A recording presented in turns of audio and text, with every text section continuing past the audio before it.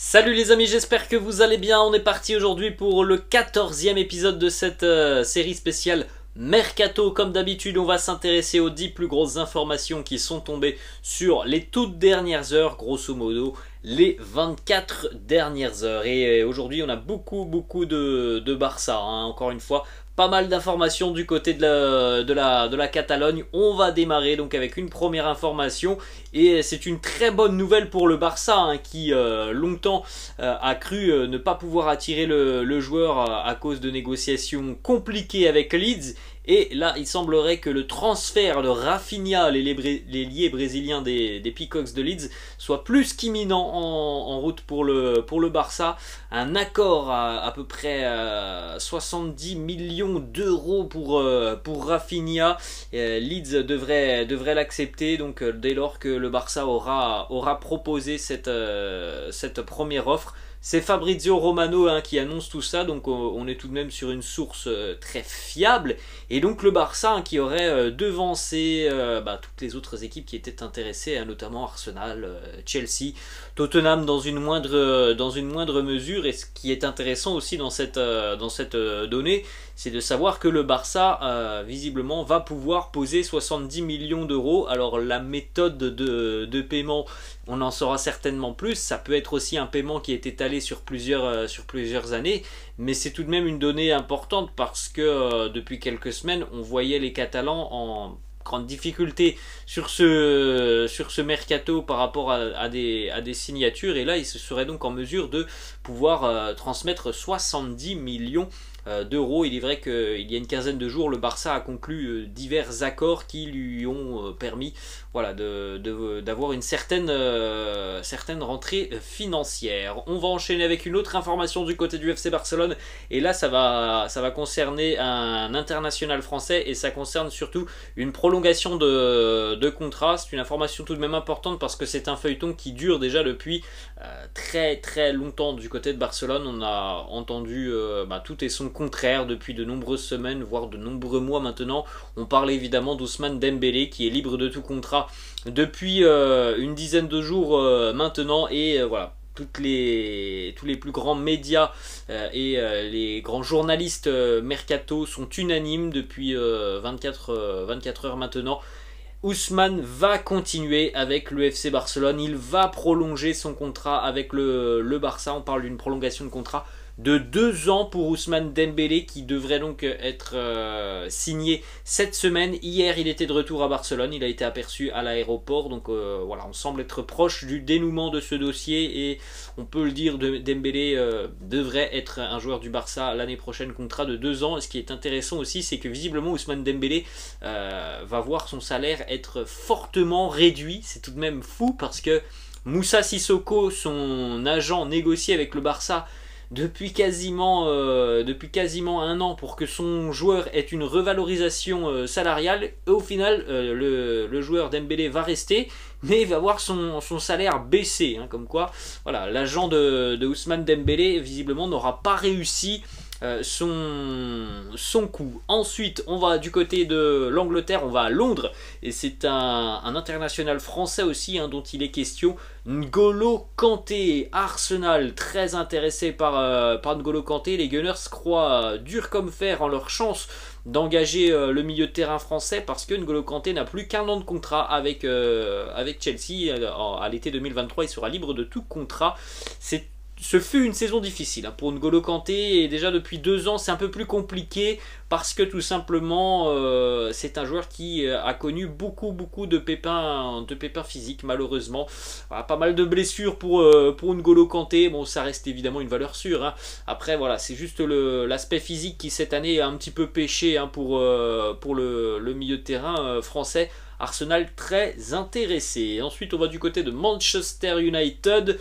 Les négociations avec Frenkie de Jong sont toujours très compliquées, hein, pour les Red Devils avec le Barça. Et visiblement, Manchester United commence tout simplement à se tourner sur d'autres options parce que le joueur ne veut pas quitter Barcelone et parce que c'est difficile de trouver un accord entre Manchester United et le Barça. Donc Man U se penche maintenant sur le dossier d'un joueur parisien qui pourrait quitter la capitale cet été. On sait déjà depuis de nombreuses semaines que souvent son nom est associé à des rumeurs de départ. C'est Leandro Paredes qui serait vu comme une alternative beaucoup moins chère à celle de Frenkie de Jong. Alors là, il est évident que si Frenkie de Jong vaut 80 millions d'euros, Leandro Paredes, ça sera évidemment beaucoup moins cher que 80 millions d'euros. Donc c'est une alternative évidemment pour Manchester United. Ensuite, on va du côté de Chelsea, les amis. Fabrizio Romano l'annonce.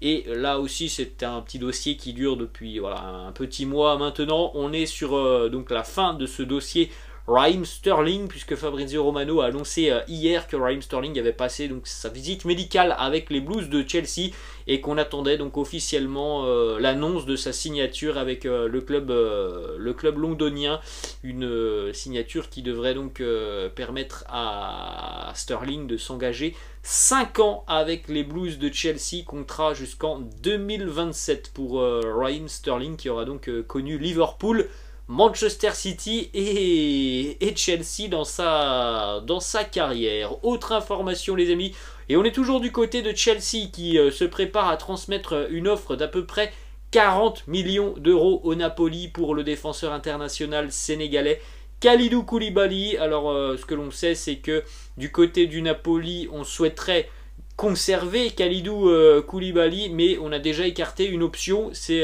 l'option de vendre l'international sénégalais à un club italien. Il y avait la Juve qui était très intéressée, Aurelio De Laurentiis a fermé les portes.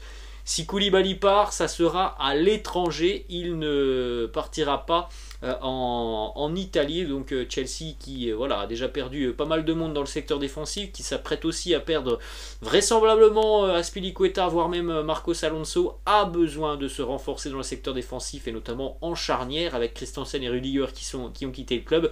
Kalidou Koulibaly peut être évidemment une très très bonne idée. On va continuer, les amis, et on va du côté du Real Madrid. Lui n'a plus qu'un an de contrat avec le Real, c'est l'ailier droit Marco Asensio, et pour le moment on ne connaît pas forcément la position de Marco Asensio par rapport à son avenir, parce qu'il demande du temps de jeu, il veut des garanties pour tout simplement se préparer au mieux en vue du mondial de la fin d'année, mais le Real n'est pas en mesure à l'heure actuelle de lui offrir ces garanties. C'est pour ça que Marco Asensio pourrait être amené à quitter le Real sur les prochaines semaines.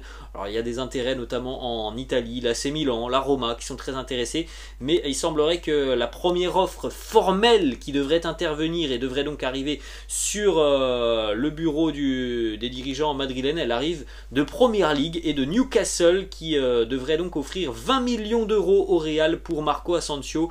Il faut savoir que le Real demanderait 25-30 millions d'euros pour Marco Asensio, donc on ne serait pas très très loin des demandes madrilènes. Ensuite, on va, les amis, à Londres, et ça concerne l'ailier Wilfried Zaha, qui pourrait être amené à quitter Crystal Palace cet été. L'AS Roma de José Mourinho se montre très intéressé. Wilfried Zaha n'a plus qu'un an de contrat avec Crystal Palace. Ça fait déjà 7 ans qu'il est revenu à Palace après avoir tenté donc une aventure à Manchester United qui s'était mal passé pour lui, la marche était visiblement trop haute.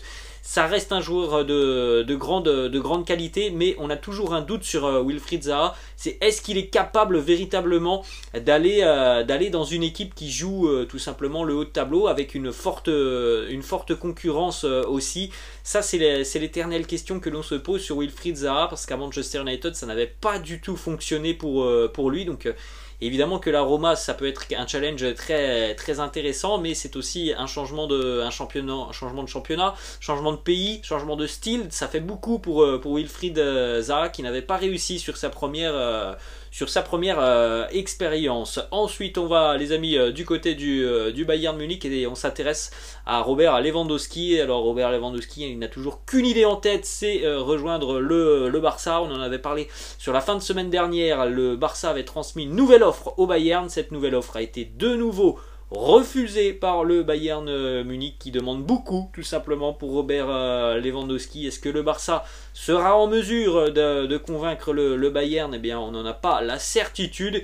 Et donc si jamais le Barça n'est pas en mesure de convaincre le Bayern, eh bien Robert Lewandowski aurait peut-être deux autres options, deux autres alternatives sur son mercato. Le Paris Saint-Germain qui fait toujours de Lewandowski l'une de ses priorités sur ce mercato. L'objectif du PSG est d'associer Lewandowski à Kylian Mbappé en attaque. Et l'autre option serait celle menant aux Blues de Chelsea qui recherchent activement un numéro 9. Alors les Blues ont perdu Romelu Lukaku, on a Timo Werner, mais bon, Timo Werner c'est pas non plus le serial killer et le serial buteur qu'il était en Bundesliga. Donc on pense à Lewandowski du côté des Blues de Chelsea. Et on va terminer les amis avec une dernière information qui concerne donc le Bayern et Robert Lewandowski, puisque en cas de départ de Lewandowski, eh bien pour le Bayern il va bien falloir trouver un remplaçant. Ça pourrait être Harry Kane, ça semble très compliqué les amis, mais voilà, le Bayern garde un œil sur la situation de Harry Kane qui n'a plus que 2 ans de contrat avec Tottenham.